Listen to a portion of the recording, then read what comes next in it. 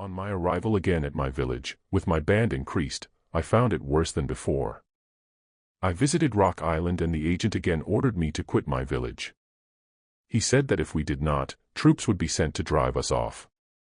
He reasoned with me and told me it would be better for us to be with the rest of our people, so that we might avoid difficulty and live in peace. The interpreter joined him and gave me so many good reasons that I almost wished I had not undertaken the difficult task I had pledged myself to my brave band to perform.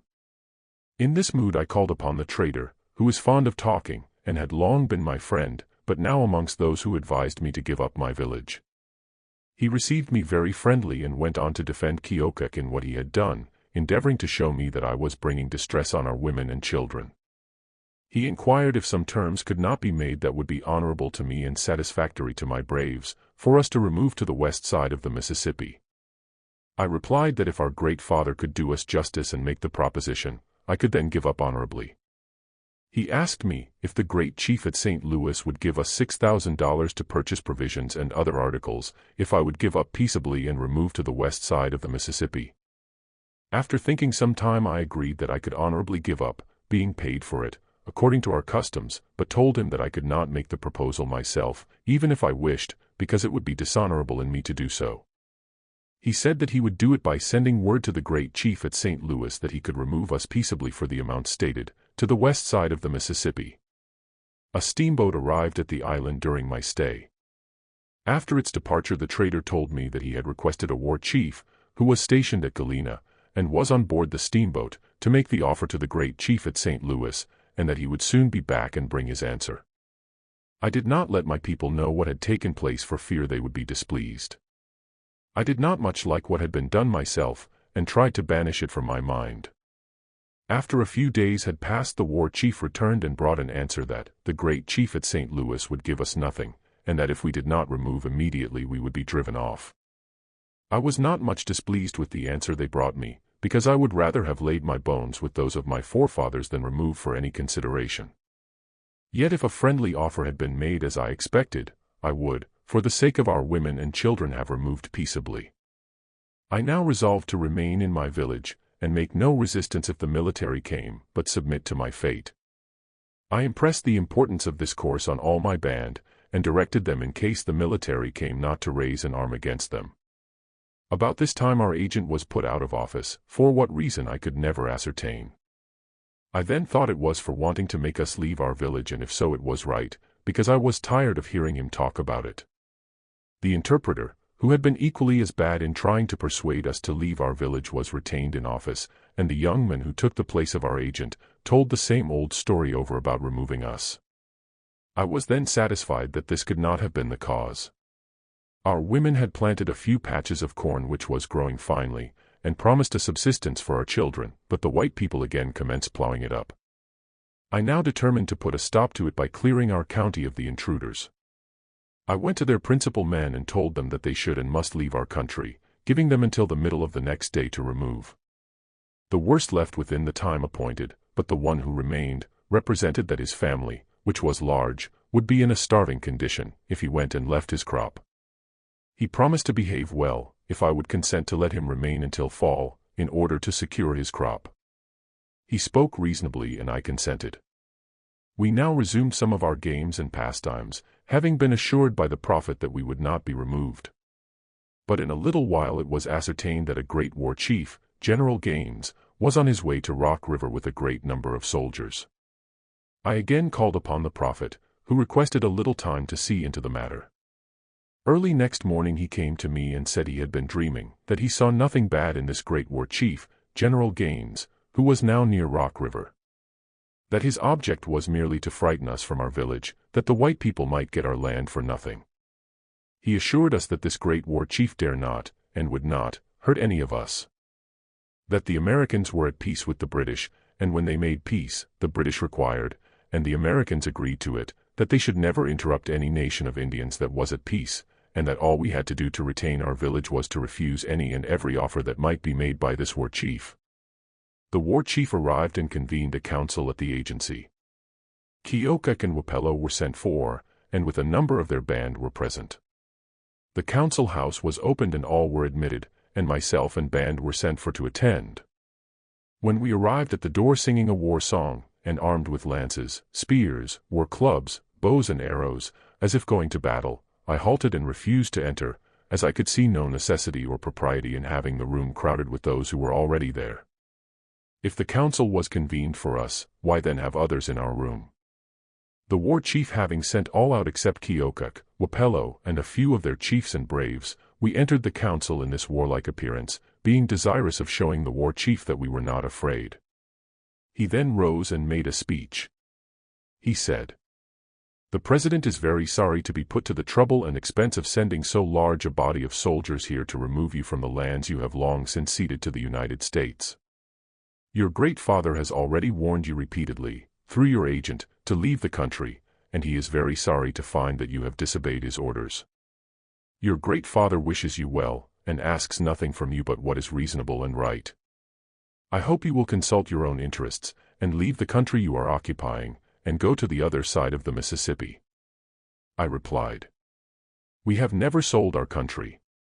We never received any annuities from our American father, and we are determined to hold on to our village." The war chief, apparently angry, rose and said, "Who is Black Hawk? Who is Black Hawk?" I replied, "I am a Sauk. My forefather was a Sauk. I and all the nations call me a Sauk."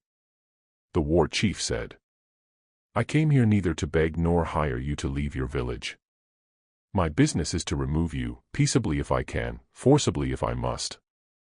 I will now give you 2 days in which to remove, and if you do not cross the Mississippi by that time, I will adopt measures to force you away."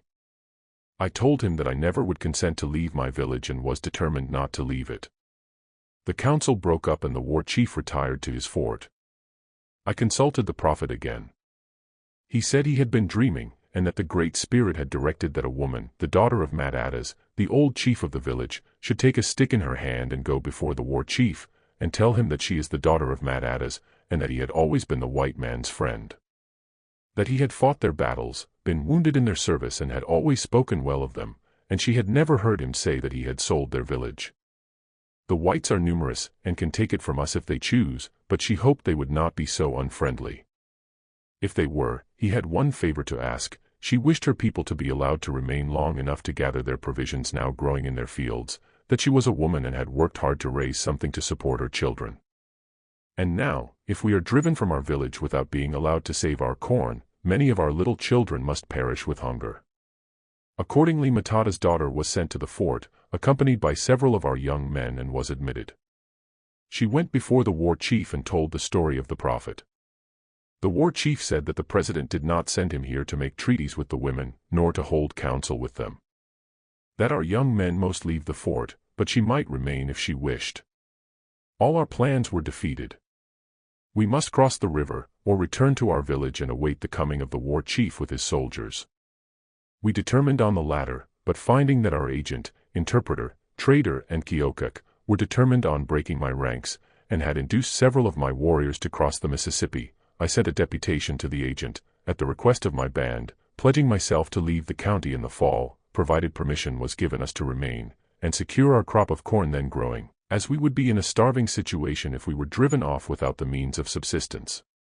The deputation returned with an answer from the war chief, that no further time would be given than that specified, and if we were not then gone he would remove us.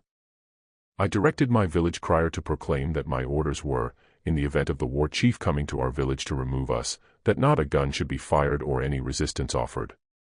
That if he determined to fight, for them to remain quietly in their lodges, and let him kill them if he chose. I felt conscious that this great war chief would not hurt our people, and my object was not war. Had it been, we would have attacked and killed the war chief and his braves, when in council with us, as they were then completely in our power. But his manly conduct and soldierly deportment, his mild yet energetic manner, which proved his bravery, forbade it. Some of our young men who had been out as spies came in and reported that they had discovered a large body of mounted men coming toward our village, who looked like a war party. They arrived and took a position below Rock River, for their place of encampment. The great war chief, General Gaines, entered Rock River in a steamboat, with his soldiers and one big gun. They passed and returned close by our village, but excited no alarm among my braves. No attention was paid to the boat. Even our little children who were playing on the bank of the river, as usual, continued their amusement. The water being shallow, the boat got aground, which gave the whites some trouble. If they had asked for assistance, there was not a brave in my band who would not willingly have aided them. Their people were permitted to pass and repass through our village, and were treated with friendship by our people. The war chief appointed the next day to remove us. I would have remained and been taken prisoner by the regulars, but was afraid of the multitude of pale-faced militia, who were on horseback, as they were under no restraint of their chiefs. We crossed the river during the night, and encamped some distance below Rock Island. The great war chief convened another council, for the purpose of making a treaty with us. In this treaty he agreed to give us corn in place of that we had left growing in our fields. I touched the goose quill to this treaty, and was determined to live in peace. The corn that had been given us was soon found to be inadequate to our wants, when loud lamentations were heard in the camp by the women and children, for their roasting ears, beans, and squashes. To satisfy them, a small party of braves went over in the night to take corn from their own fields. They were discovered by the whites and fired upon. Complaints were again made of the depredations committed by some of my people, on their own corn fields. I understood from our agent that there had been a provision made in one of our treaties for assistance in agriculture, and that we could have our fields plowed if we required it. I therefore called upon him, and requested him to have a small log home built for me, and a field plowed that fall, as I wished to live retired. He promised to have it done.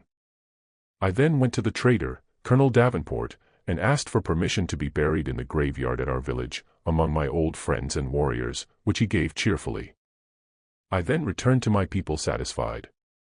A short time after this, a party of Foxes went up to Prairie du Chien to avenge the murder of their chiefs and relations, which had been committed the summer previous, by the Menominees and Sioux. When they arrived in the vicinity of the encampment of the Menominees, they met with a Winnebago, and inquired for the Menominee camp.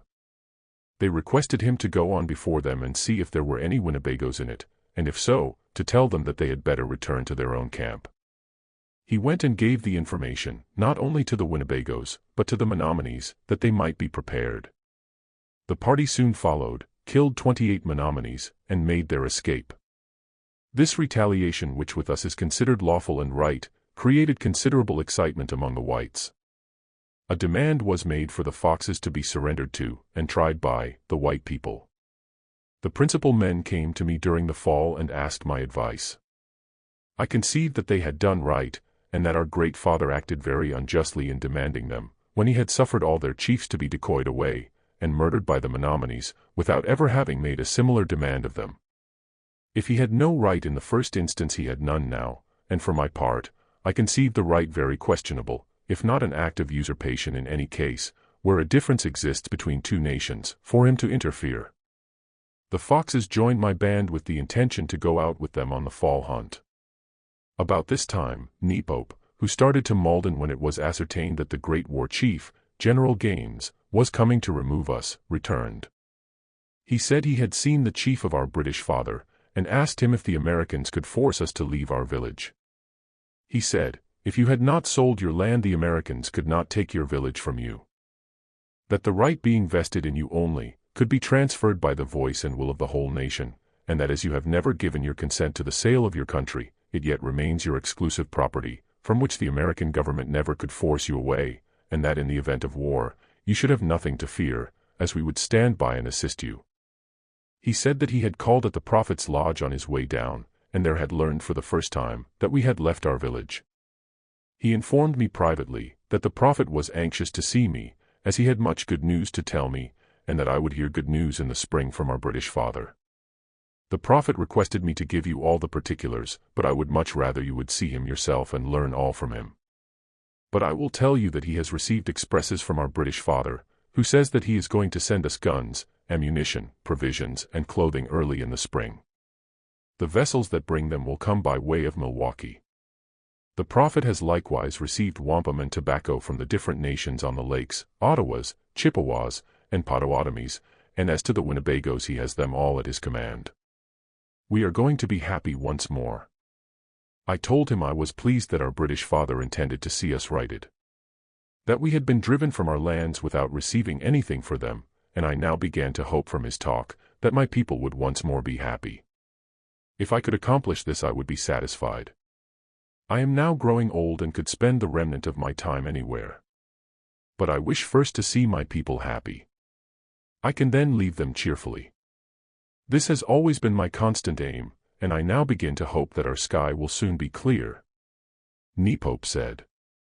"The prophet told me that all the tribes mentioned would fight for us if necessary, and the British father will support us.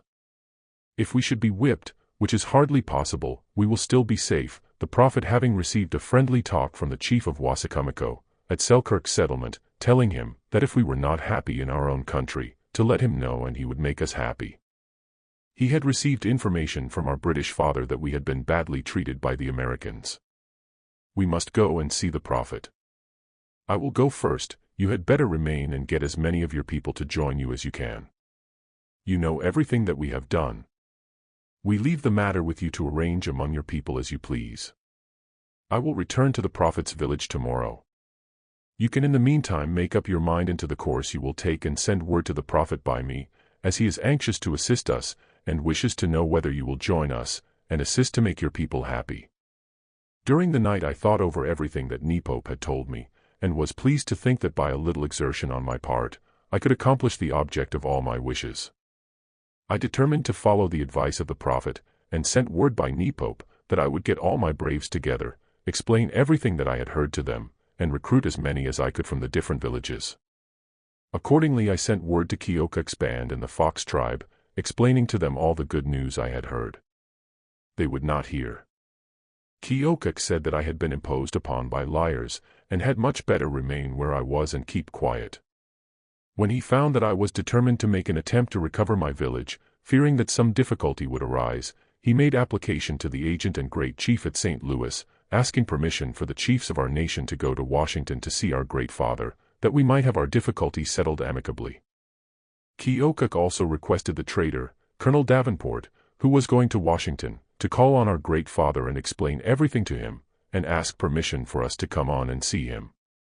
Having heard nothing favorable from the great chief at St. Louis, I concluded that I had better keep my band together, and recruit as many as possible, so that I would be prepared to make the attempt to rescue my village in the spring, provided our great father did not send word for us to go to Washington. The trader returned. He said he had called on our great father and made a full statement to him in relation to our difficulties, and had asked leave for us to go to Washington, but had received no answer. I had determined to listen to the advice of my friends, and if permitted to go to see our great father, to abide by his counsel, whatever it might be. Every overture was made by Keokuk to prevent difficulty, and I anxiously hoped that something would be done for my people that it might be avoided. But there was bad management somewhere, or the difficulty that has taken place would have been avoided. When it was ascertained that we would not be permitted to go to Washington, I resolved upon my course, and again tried to recruit some braves from Keokuk's band, to accompany me, but could not. Conceiving that the peaceable disposition of Keokuk and his people had been in a great measure the cause of our having been driven from our village, I ascribed their present feelings to the same cause, and immediately went to work to recruit all my own band, and making preparations to ascend Rock River, I made my encampment on the Mississippi, where Fort Madison had stood. I requested my people to rendezvous at that place, sending out soldiers to bring in the warriors, and stationed my sentinels in a position to prevent any from moving off until all were ready.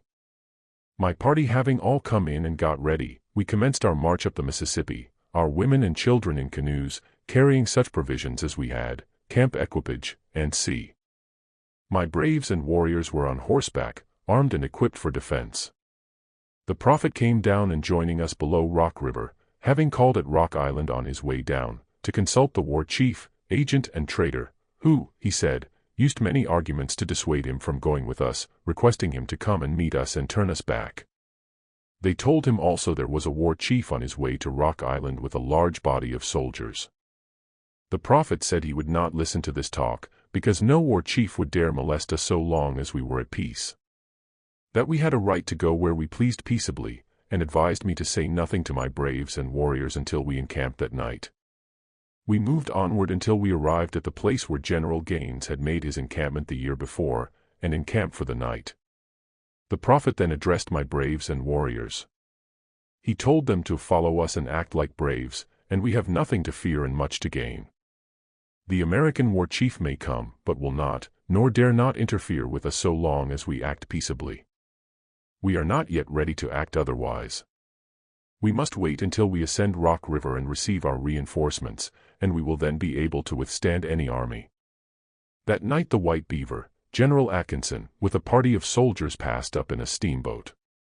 Our party became alarmed, expecting to meet the soldiers at Rock River, to prevent us going up.